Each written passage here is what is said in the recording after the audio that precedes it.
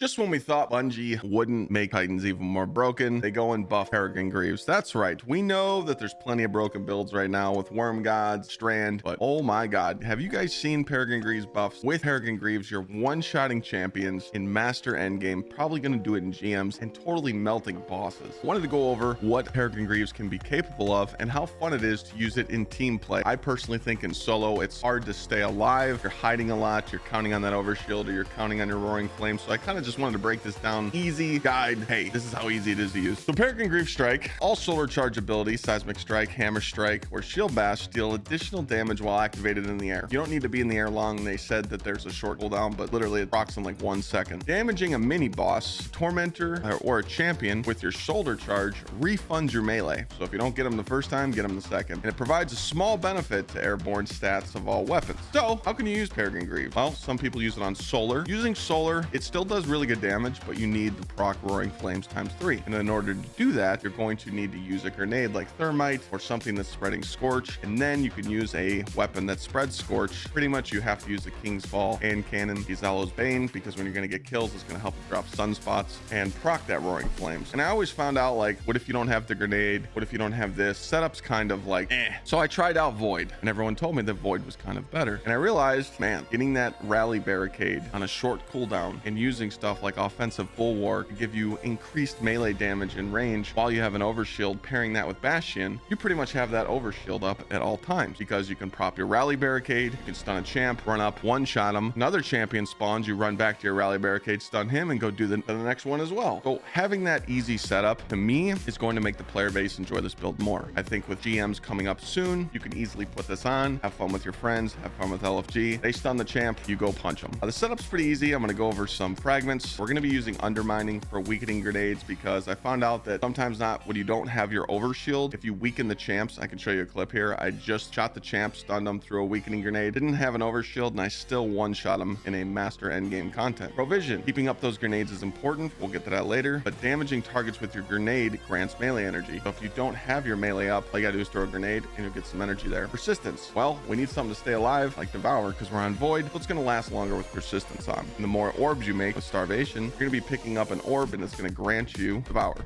You can run Vortex Nades, probably one of my favorites. Shield Bash is important. Strafe Lift or Catapult. Me personally, I like running Strafe because you're gonna be running at them a little quicker and you're gonna be staying to the ground, but Catapult, probably one of my favorite jumps. Well, and then Rally Barricade is important because it's on a lower cooldown. Some of the weapons that I've tested out with this, I did test out Repulsor Brace. I feel like it's not worth it. You don't need the overshield all like that. Like, it's not that important, because you're gonna get it from your short wall on your Rally Barricade, or you might not even need it, because but if your teammate debuffs them, hits him with Revitalizing Blast, debuffs those champs for you, maybe throws a nade on it. Tractor Cannon, you really don't need that extra melee damage. So my machine gun is gonna be my add clear weapon. I got Killing Tally Subsistence on it, so I don't have to reload, but you can use a rocket, use whatever you want. Maybe you want to stun champs with it. Sunshot is playing into the artifact. So when you're using all these artifact mods, I kind of use in my day-to-day playstyle stuff like Revitalizing Blast, Rays of Precision, and always keeping up Radiant with Flint Striker. It's just amazing. So like being able to have unlimited Radiant and Devour with this build was amazing. So using Sunshot, Zalo's Bane, kind of a no-brainer. The kinetic slot, you can use whatever. You can use the new seasonal fusion rifle, activate Slice on it, and sever the targets. But good old Riptide will just do just fine, because you're going to be stunning the champs with it and also applying the stasis effect to debuff them as well. Going into the mods, again, helmet mods, hands-on to give us super. Siphon mods that match the weapons that we're using, so we make more orbs. We're going to be playing into heavy-handed to make those orbs. Melee kickstart, we always have our melee shield bash up. Chest piece is just going to be resist mods. Going into the boot mods, you got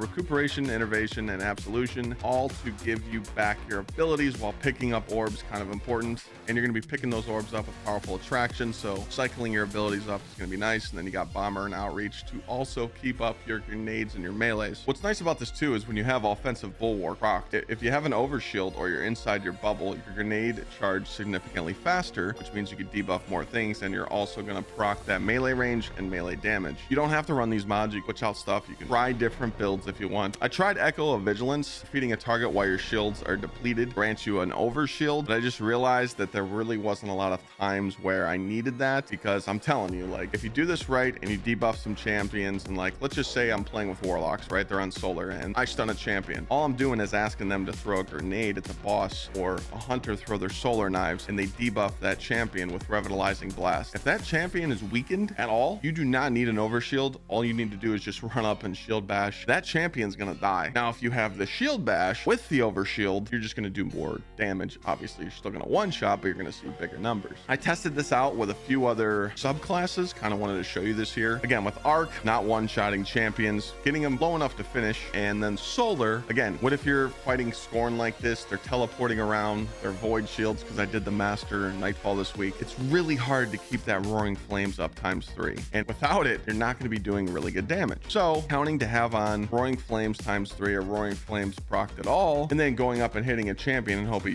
you kill him, in my opinion, is just not worth it. With Void, it's just, hey, I'm going to wait for my shield. I get it every 30 seconds or less, and then easy clap. But I think when you play with a team here, just have fun with it. Throw it on and be like, hey guys, we're going to stun the champs and I'm going to one-shot them. This is just one of those meme builds. Have fun with it. But I've seen a lot of people talk about this build. I've seen a lot of people make videos. I've seen a lot of people come into chat and talk about Peregrine Greaves. Hey Clyde, I like it. Hey Clyde, I don't. Survivability is an option. You know, I keep dying with it. What should I do? And like, I just wanted to point out, this is like a Nightfall build. Go out, have fun with it, but play with people while you're using this build. Solo could be kind of a pain. You could be staring at your buffs so much to where you're like dying, or like ad clear might not be good enough. So run it this week, run it next week, try it in different Nightfalls, try it with different champions, and hopefully, you know, you can have some fun with it. Thanks for watching this video. Make sure you guys are entering the Secret Santa and the PC link down below. You don't want to miss out on those gifts for Christmas. Wink, wink. But yeah, them link will be down below for this build, and I'll see you guys next time.